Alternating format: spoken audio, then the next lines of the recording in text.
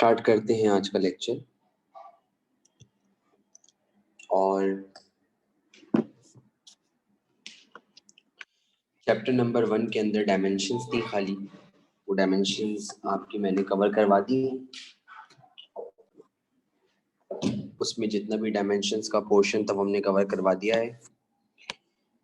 आज हम स्टार्ट करने जा रहे हैं चैप्टर नंबर 6।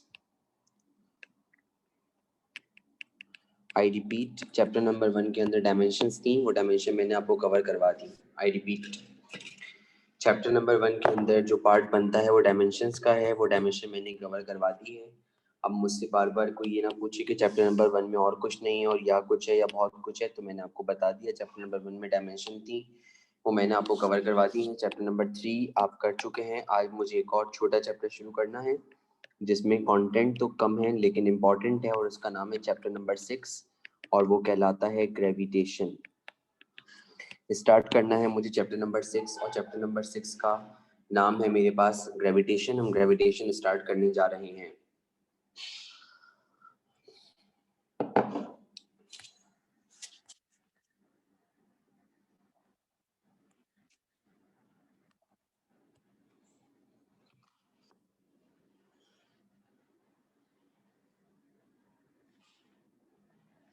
सबसे पहले ग्रेविटेशन का हम इंट्रोडक्शन लेंगे।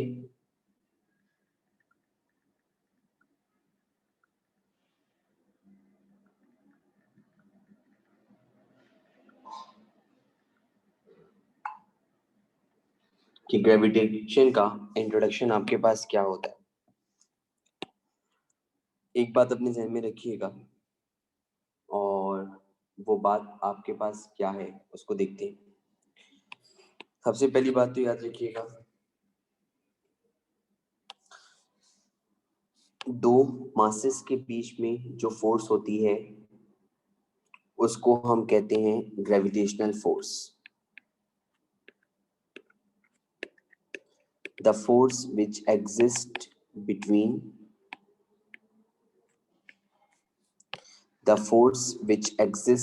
between two masses is called gravitational force. एक ऐसी फोर्स जो दो मासेस के बीच में पाई जाती है उसको हम ग्रेविटेशनल फोर्स का नाम देते हैं। एक ऐसी फोर्स जो दो मासेस के बीच में पाई जाए उसको हम कहते हैं ग्रेविटेशनल फोर्स। अब मैं आपको एक छोटी सी बात बता रहा हूँ, गौर से सुनिएगा। वो बात क्या है? अगर आपसे मैं कहूँ कि ये एक ऑब्जेक्ट है और अगर मैं आपसे कहूँ कि ये भी एक ऑब्जेक्ट है, अगर मैं आपसे कहूँ कि ये दोनों एक दूसरे के ऊपर फोर्स अप्लाई कर रहे हैं, तो फोर्स अप्लाई करने का रीजन क्या बनता है पता है आपको? एक दूसरे पे फोर्स अप्लाई करने का रीजन ये बनता है कि इन दोनों के पास क्या चीज ज्यादा है।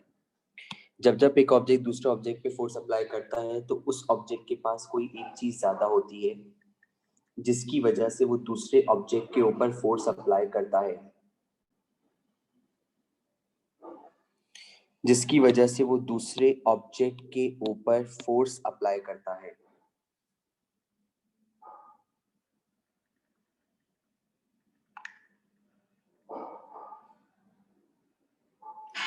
अगर आपके पास एक ऑब्जेक्ट दूसरे ऑब्जेक्ट के ऊपर फोर्स अप्लाई करता है तो फोर्स अप्लाई करने का रीजन ये है कि वो ऑब्जेक्ट, एक ऑब्जेक्ट के पास कोई दूसरी चीज ज्यादा है जिसकी वजह से वो फोर्स अप्लाई कर रहा है।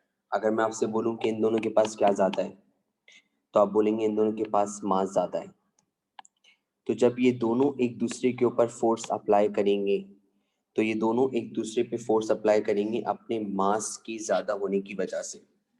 जब ये दोनों एक दूसरे पे फोर्स अप्लाई करेंगे तो ये फोर्स अप्लाई करेंगे अपने मास के ज्यादा होने की वजह से।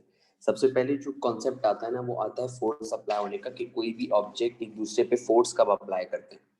तो जब कोई भी ऑब्जेक्ट एक दूसरे पे फोर्स अप्लाई करते हैं तो वो फोर्स हमेशा अप्लाई की जाती है आपके पास मास की वजह से या किसी भी चीज के ज्यादा होने की वजह से। तो अगर मैंने आपसे ये जुमला बोला कि ये मेरे पास एक ऑब्जेक्ट है, दूसरा ऑब्जेक्ट है, अगर ये दोनों एक दूसरे पे फोर्स अप्लाई कर रहे हैं तो ये फोर्स किस बेस के ऊपर अप्लाई कर रहे हैं?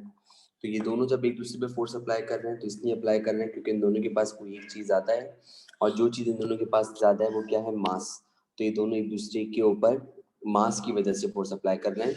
तो वो फोर्स जो दो मासेस के बीच में पाई जाती है उसको हम बोलते हैं ग्रेविटेशनल फोर्स। उसको हम ग्रेविटेशनल फोर्स का नाम देते हैं, वो ग्रेविटेशनल फोर्स कहलाती है।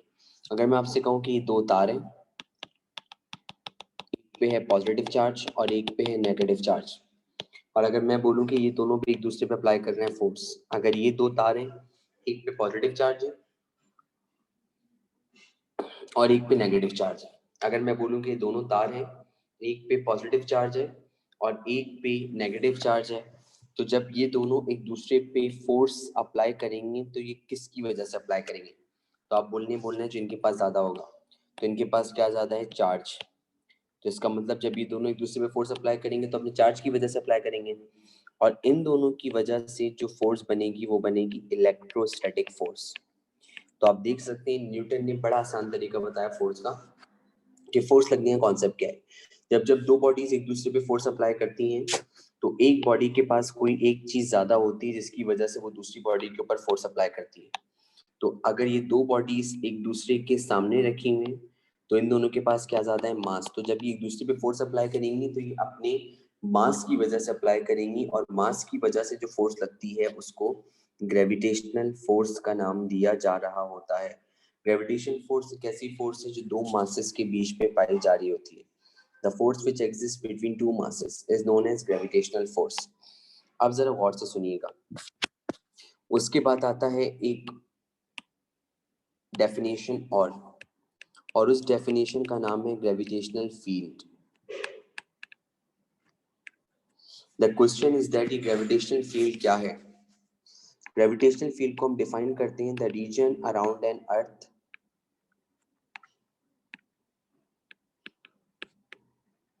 up to which its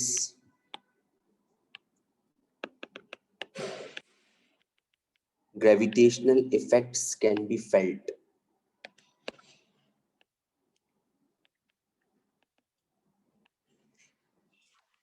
The region around an earth up to which its gravitational effects can be felt or can be experienced. The region around an earth up to which its gravitational effect can be felt or can be experienced is called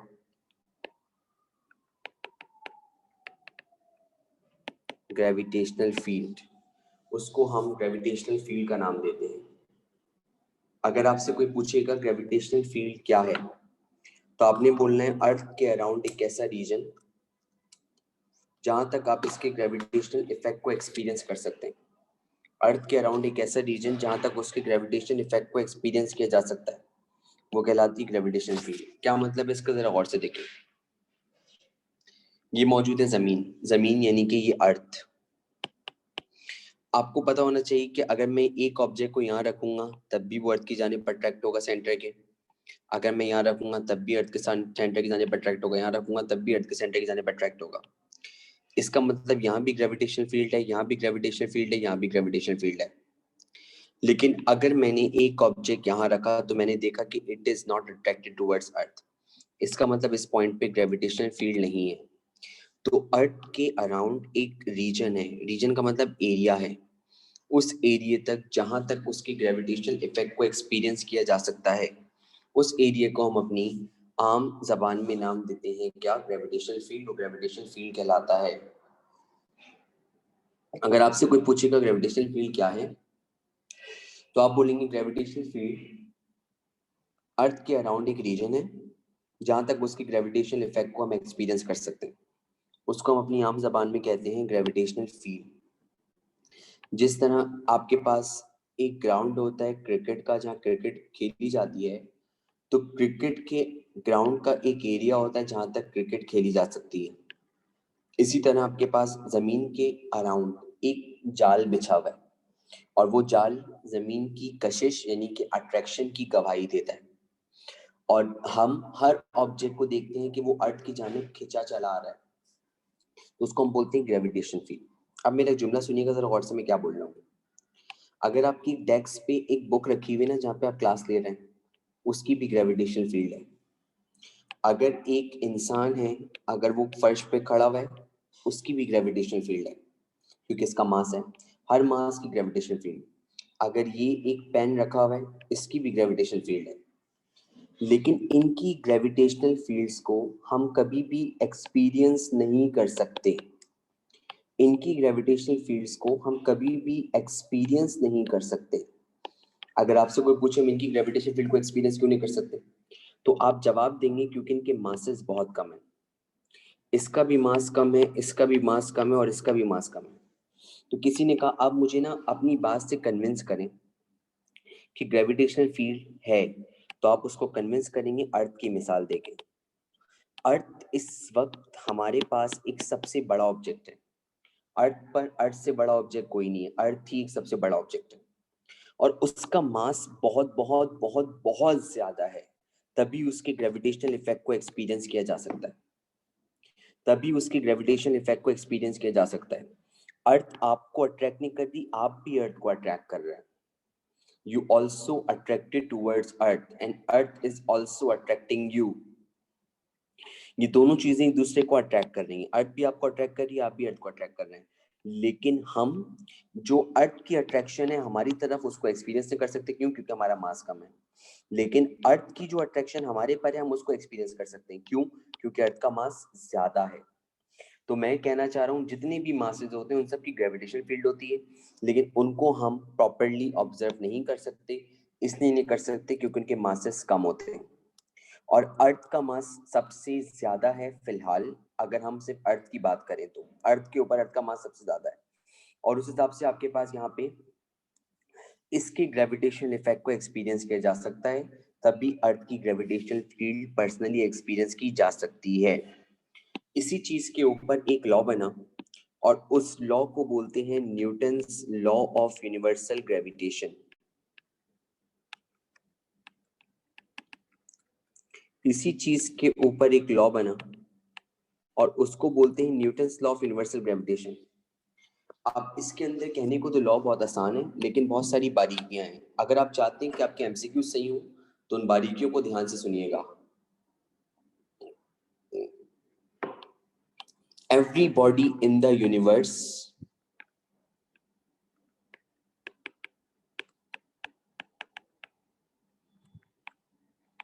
attracts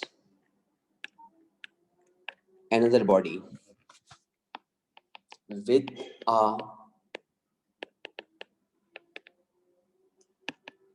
gravitational force which is directly proportional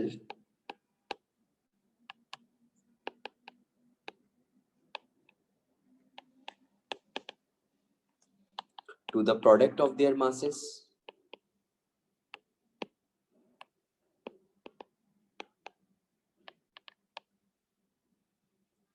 which is directly proportional to the product of their masses and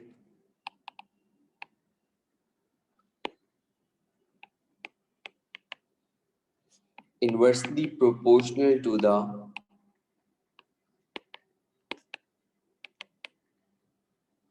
square of the distance between their centers. Every body in the universe attracts another body with a gravitational force which is directly proportional to the product of their masses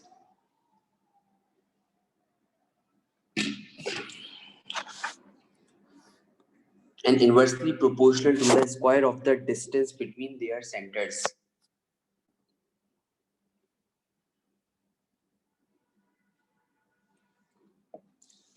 Okay. ये क्या लिखा हुआ है? सबसे पहले तो हम इसको पढ़ना चाहते हैं कि हमारे पास क्या चीज जो है वो यहाँ पे मेंशन है। बात आ रही है लॉ ऑफ यूनिवर्सल ग्रेविटेशन की, तो let's talk about law of universal gravitation. एक बात जुमले में जो मैं करने वाला हूँ उसको जरा ध्यान में देखिएगा क्या बात हो रही है।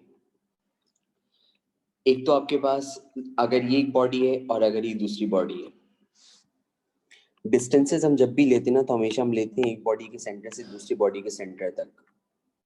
हमने दोनों के सेंटर लोकेट करे, ये पहली बॉडी का सेंटर मैंने लोकेट किया और दूसरी बॉडी का। तो डिस्टेंसेस हमेशा लेते हैं हम एक बॉडी के सेंटर से दूसरी बॉडी के सेंटर तक। क्यों? क्योंकि सेंटर के ऊपर वेट का इन्फ्लुएंस सबसे ज्यादा है। सेंटर के ऊपर वेट का इन्फ्लुएंस सबसे ज्यादा होता है। तो इसलिए जब जब ये दोनों एक दूसरे के ऊपर फोर्स अप्लाई करेंगे तो सबसे ज्यादा फोर्स ही सेंटर पर अप्लाई करेंगे। ये दोनों एक दूसरे को अपनी अपनी जानिब खींचते हैं, ग्रेविटेशनल फोर्स है। जिस फोर्स से ए बी को अपनी तरफ अट्रैक्ट करेगा, एग्जैक्टली उसी फोर्स से बी ए को अपनी तरफ अट्रैक्ट करेगा। अगर इसका मास है m1 और इसका मास है m2, एक जुमला आपके सामने बयान कर रहा हूँ, उसको सुनिएगा। हमारे जहनों में एक मिसकंसेप्शन होती है, और हमारे जहनों में मिसकंसेप्शन होती है कि अगर एक बड़ा मास है और एक छोटा मास है, अगर ये 10 kg है और ये 2 kg है, तो 10 kg वाला सामने वाले पे ज्यादा फोर्स लगाएगा और 2 kg वाला सामने वाले पे कम फोर्स लगाएगा। तो आप सबसे बड़े बेवकूफ हैं अगर आपने ऐसा सोचा तो। फोर्स बनती है म्यूचुअल। अगर मैंने कहा आपने सोचा तो आप सबसे बड़े बेवकूफ हैं। फोर्स बनती है म्यूचुअल हमेशा। म्यूचुअल का मतलब फोर्स बनती है सामने वाले को देखकर। फोर्स हमेशा सामने वाले को देखकर बनती है। जुमला मैं फिर बोल रहा हूँ, फिर सुन लें। अगर मैंने एमसीक्यू दिया और अगर आपने एमसीक्यू में गलती करी तो रिस्पॉन्सिबल खुद होंगे। बार बार बोल रहा हूँ, जुमला सुन लें मैंने क्या बोला आपसे। अगर मेरे पास ये एक ऑब्जेक्ट है, दूसरा ऑब्जेक्ट है, जब जब ये दोनों एक दूसरे पे फोर्स अप्लाई करेंगे, दोनों बिल्कुल सेम फोर्स अप्लाई करेंगे। नो मैटर इसका मास कम है, नो मैटर इसका मास ज्यादा है, उससे कोई फर्क नहीं पड़ता। फोर्स म्यूचुअल बनती है, म्यूचुअल। जितनी फोर्स से ए बी को अट्रैक्ट करता है, उतनी फोर्स से बी ए को अट्रैक्ट करता है। तो याद रखिएगा, फोर्स बनती है म्यूचुअल। फोर्स चेंज कब होगी? जब इन दोनों में से कोई एक मास बदल जाएगा या दोनों मास बदल जाएंगे। अब अगर मैं आपसे कहूं कि ये वाला मास पहले वाला तो उतना ही था, अब मैंने इस मास को चेंज कर दिया, अब भी दोनों की फोर्स जो है ना वो आपके पास क्या पाई जाएगी? सेम। यानी कि इन दोनों की सेम फोर्स होगी। लेकिन अब ये नीचे वाली फोर्स ऊपर वाली से डिफरेंट होगी। क्यों? क्योंकि नीचे वाली का मास आपने क्या कर दिया है? चेंज। अगर ऊपर वाले को देखेंगे तो उनकी भी फोर्स, नीचे वाले को देखेंगे उनकी भी फोर्स।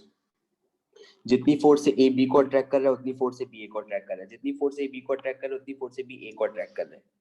लेकिन अगर आपसे कोई पूछेंगे कि ऊपर नीचे की दोनों की फोर्स सेम होगी, तो आप बोलेंगे नहीं, ऊपर नीचे की दोनों की सेम फोर्स नहीं होगी। इनके मासेस चेंज है तो इनकी फोर्स अलग होगी, इनके मासेस चेंज है तो इनकी फोर्स अलग होगी। लेकिन अगर हम सिर्फ दो मासेस की बात करें, अगर हम सिर्फ दो मासेस की बात करें, तो ये दोनों मासेस हमेशा एक दूसरे पे बिल्कुल सेम फोर्स अप्लाई करेंगे। जितनी फोर्स से ए बी को अट्रैक्ट करेगा, उतनी फोर्स से बी ए को अट्रैक्ट करेगा। तो एक बात तो अपने ध्यान में रखिएगा, एक बात तो अपने ध्यान में रखिएगा। अगर मैंने आपसे यहाँ पे मैं स्लाइड पे काम कर रहा था, मैं इसी स्लाइड पे आ जाता हूँ दोबारा, कि मेरे पास ये दो बॉडीज हैं, एक के बॉडी ए और एक के बॉडी बी। एक का मास है m1 और एक का मास है m2, और ये दोनों के दोनों एक दूसरे को जिस फोर्स से अट्रैक्ट कर रहे हैं, वो फोर्स आपके पास क्या मौजूद है? F। तो पहली चीज याद रखिएगा, जो फोर्स होती है ना, that is directly proportional to product of m1 m2। जितना ज्यादा दोनों मासेस का प्रोडक्ट होगा, पाई जाने वाली ग्रेविटेशनल फोर्स उतनी ज्यादा होगी। जितना ज्यादा दोनों मासेस का प्रोडक्ट होगा, पाई जाने वाली ग्रेविटेशनल फोर्स उतनी ज्यादा होगी। इस तरीके से याद रखिएगा, अगर दो ऑब्जेक्ट एक दूसरे से दूर होंगे तो फोर्स कम होगी, अगर दो ऑब्जेक्ट एक दूसरे से करीब होंगे तो फोर्स ज्यादा होगी। तो फोर्स जो है वो इनके सेंटर से जो डिस्टेंस है उसके स्क्वायर के इनवर्सली प्रोपोर्शनल होती है। Force is inversely proportional to the square of the distance between their centre. Square हम क्यों लगा रहे हैं?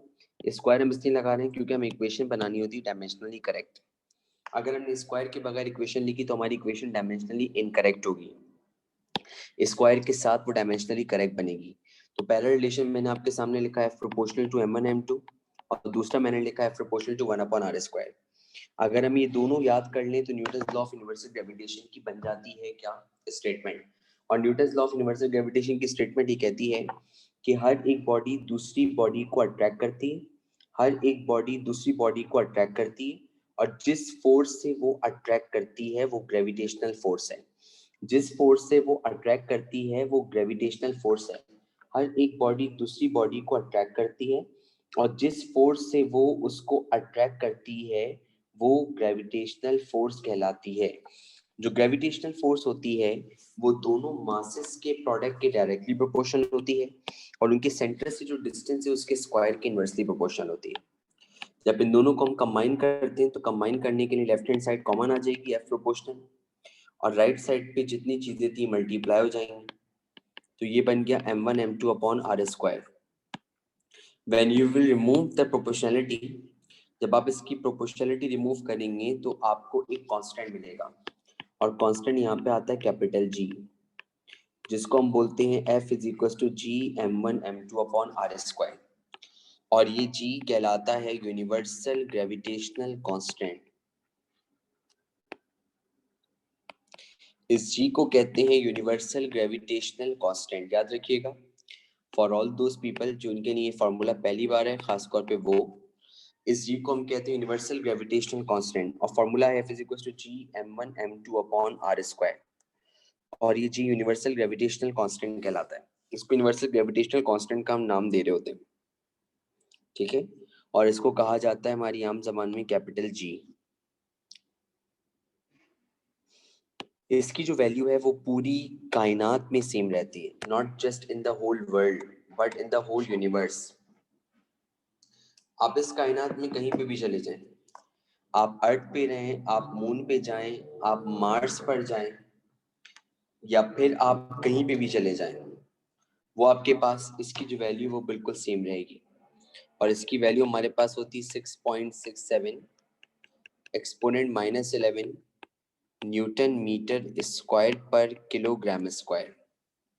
6.67 एक्सपोनेंट -11 न्यूटन मीटर स्क्वायर पर किलोग्राम स्क्वायर, इसकी वैल्यू है। अगर आपसे कोई पूछे कि इस फॉर्मूले से हम क्या निकाल सकते हैं, तो आपने बोलना है इस फॉर्मूले से हम निकालते हैं दो ऑब्जेक्ट्स के बीच में पाई जाने वाली ग्रेविटेशनल फोर्स। इस फॉर्मूले से हम दो ऑब्जेक्ट्स के बीच में पाई जाने वाली ग्रेविटेशनल फोर्स निकाल सकते हैं। अब जब भी मैं आपसे आइंदा आने वाले दिनों में ये पूछूंगा कि मास मास के बीच में कौन सी फोर्स होती है, तो आपने विदाउट एनी पॉज बोलना है ग्रेविटेशनल फोर्स। जब भी मैं आपसे आइंदा आने वाले दिनों में पूछूंगा कि मास मास के बीच में कौन सी फोर्स होती है, तो आपने विदाउट बोलना है कि बीच में ग्रेविटेशनल फोर्स होती है। फिर मेरा अगला सवाल ये होगा, अगर इनके बीच में ग्रेविटेशनल फोर्स होती है तो क्या ग्रेविटेशनल फोर्स निकालने का हमारे पास कोई फार्मूला है? तो फिर आप फौरन बोलेंगे जी, हमारे पास ग्रेविटेशनल फोर्स निकालने का फार्मूला है, और हमारे पास ग्रेविटेशनल फोर्स निकालने का फार्मूला होता है F is equal to G m1 m2 upon R square. ये वो फार्मूला है ग्रेविटेशनल फोर्स का जिसके जरिए हम बाआसानी दो ऑब्जेक्ट्स के बीच में पाई जाने वाली ग्रेविटेशनल फोर्स को मालूम कर सकते हैं। ये एक डिस्कशन थी जो हमारे पास यहाँ पे इससे रिलेटेड हुई। अब आपके पास आती है इस लॉ की एप्लीकेशन। अगर आपसे कोई पूछे कि ग्रेविटेशन लॉ से आप क्या क्या मालूम कर सकते हैं, तो इसका मतलब आप इसकी एप्लीकेशन को डिस्कस करने जा रहे हैं, क्या क्या मालूम कर सकते हैं। फिलहाल इसके जरिए आप मालूम कर सकते हैं मास ऑफ अर्थ, और फिलहाल इसके जरिए आप मालूम कर सकते हैं mass of sun. Mass of earth और मास ऑफ सन, अर्थ का मास और सन का मास, दोनों के दोनों बाआसानी मालूम किए जा सकते हैं by applying Newton's law of universal gravitation. Newton's law of universal gravitation से अर्थ और सन दोनों का मास मालूम किया जा सकता है। सबसे पहले हम डिस्कस करेंगे मास ऑफ अर्थ के बारे में। तो मैंने आपके पास निकाला mass of earth. Mass of earth को डिनोट करते हैं एमई से, और मुझे एमई की वैल्यू मालूम करनी है। मुझे डिस्कस करना है mass of earth. Mass of earth को डिनोट करते हैं एमई से, और मुझे एमई की वैल्यू मालूम करनी है। मास ऑफ अर्थ को डिनोट करते हैं एमई से, और मुझे एमई की वैल्यू मालूम करनी है। ठीक है, हमारे पास अगर मौजूद है ये अर्थ, सेंटर से लेकर सरकमफेरेंस तक का फासला कहलाता है रेडियस। पूरी अर्थ में नहीं बना रहा, सिर्फ आधी बना रहा हूँ। तो ये मेरे पास जो येलो पॉइंट है ये अर्थ का सेंटर है, और सेंटर से लेकर सरकमफेरेंस तक, अगर ये सर्कल होता है तो सेंटर से लेकर सरकमफेरेंस तक रेडियस कहलाता है। तो अगर अर्थ की बात कर रहे हैं तो सेंटर से लेकर सरकमफेरेंस तक कहलाएगा रेडियस, और अगर अर्थ की बात कर रहे हैं तो उसको हम बोलेंगे आरई, और आरई कहलाएगा radius of earth. Radius of earth की वैल्यू होती है 6.38 एक्सपोनेंट 6 मीटर्स, ये कांस्टेंट होती है। रेडियस ऑफ अर्थ की वैल्यू होती है 6.38 एक्सपोनेंट 6 मीटर, और ये कांस्टेंट होती है। इसको रेडियस ऑफ अर्थ का नाम दिया जा रहा होता है। मुझे आपके पास जो चीज निकालनी है वो क्या निकालना है? मुझे मास ऑफ अर्थ। अगर मुझे मास ऑफ अर्थ निकालना है तो मास ऑफ अर्थ निकालने के लिए, क्योंकि ये एप्लीकेशन है लॉ ऑफ यूनिवर्सल ग्रेविटेशन की, और लॉ ऑफ यूनिवर्सल ग्रेविटेशन के अंदर हमें ये पता होना चाहिए कि हमारे पास एक मास नहीं होता बल्कि दो मास है। तो एक मास तो मेरे पास अर्थ का मास है me और एक मेरे पास अर्थ का रेडियस है कितना re। सवाल ये उठता है कि दूसरा मास मैं कहाँ से लाऊं। तो दूसरे मास के तौर पे मैंने अर्थ की सरफेस पे एक ऑब्जेक्ट ले लिया है जिसका मास मेरे पास कितना है स्मॉल m। तो ये स्मॉल m वो ऑब्जेक्ट है जो अर्थ की सरफेस पे मौजूद है। स्मॉल m वो ऑब्जेक्ट है जो अर्थ की सरफेस पे मौजूद है। अर्थ का मास मेरे पास कितना है me और अर्थ का रेडियस मेरे पास कितना है re और small m is the object which is placed on the surface of earth जो अर्थ की सरफेस के ऊपर मौजूद है। ठीक है, अब मैं एक छोटी सी बात करूंगा तो गौर से सुनिएगा मैं क्या बोल रहा हूँ।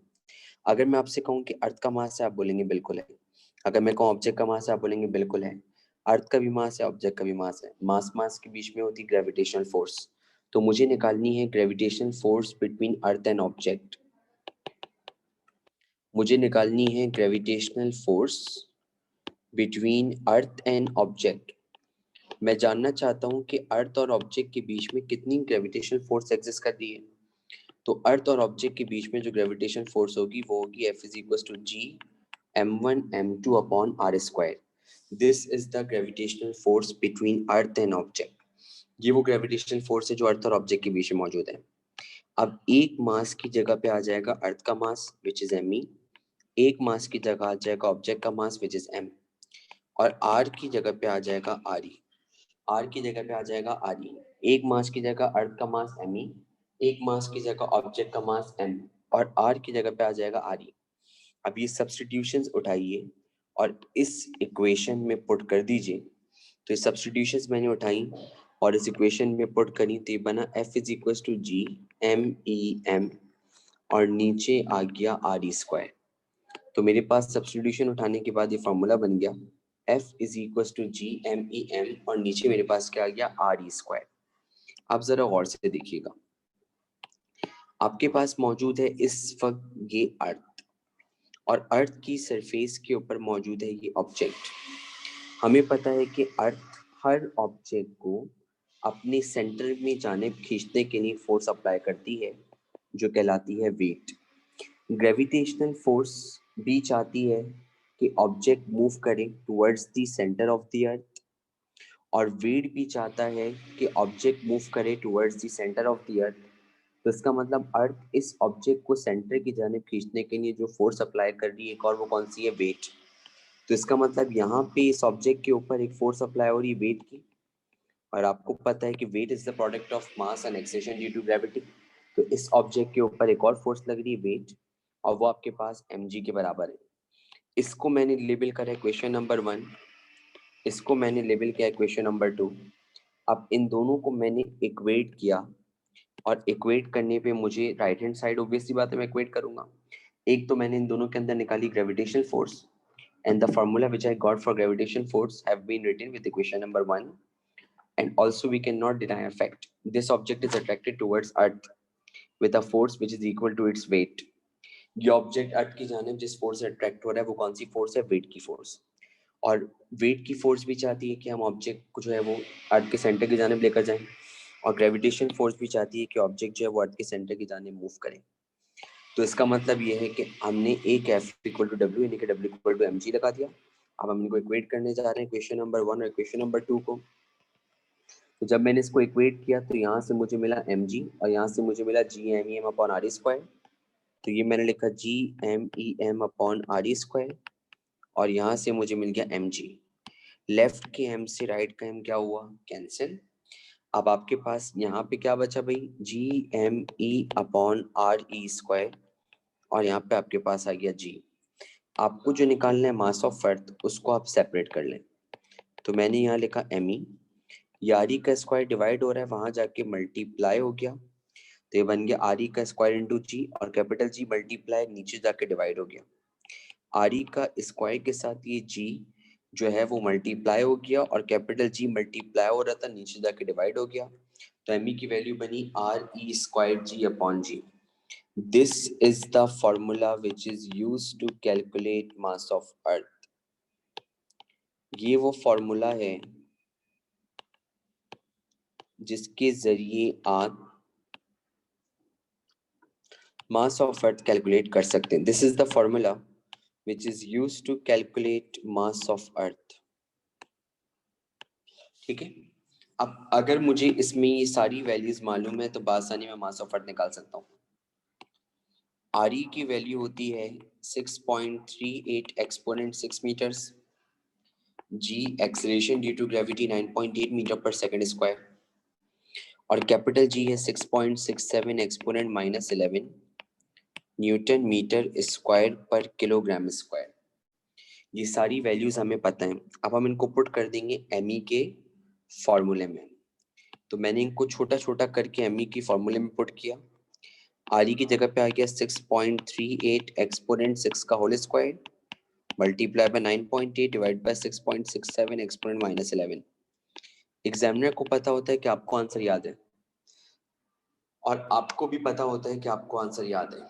Examiner knows you know answer very well and you also know you know answer very well. जब हम इसको सॉल्व करते हैं तो हमें आंसर मिलता है 6 exponent 24 kg. This is the mass of earth. जब इसको हमने सॉल्व किया तो हमें आंसर मिला 6 एक्सपोनेंट 24 kg, और ये मेरे पास आई मास ऑफ अर्थ की वैल्यू जो मुझे 6 एक्सपोनेंट 24 kg के बराबर मिली।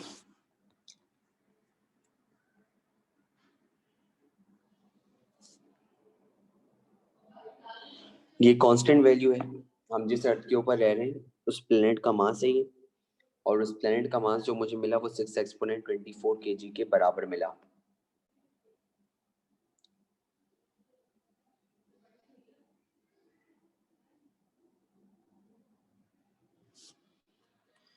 ठीक है, ये बात थी जो हमने यहाँ पे डिस्कस करी।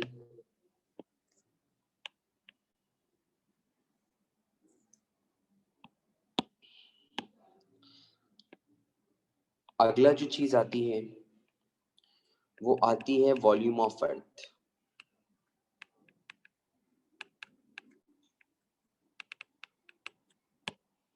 अगली जो चीज हमें निकालने को आती है वो आती है वॉल्यूम ऑफ अर्थ।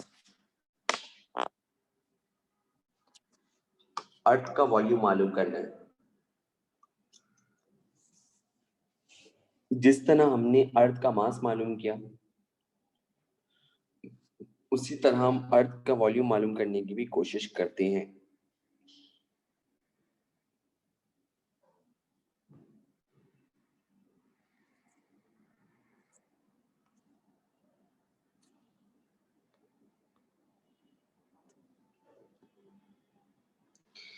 ये जो मेरी खामोशी है इस वक्त, मैं चाह रहा हूं कि कुछ बात कर लूं,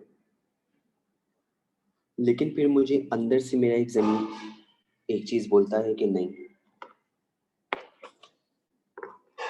कोई जरूरत नहीं है बात करने की, अभी कुछ नहीं बोल रहा, लेट द टाइम बी कम, फिर बोलूंगा। बहरहाल ये हमने टॉपिक यहाँ तक रखा, इसको इंशाल्लाह ताला फिर हम स्टार्ट करेंगे नेक्स्ट क्लास में। Thank you.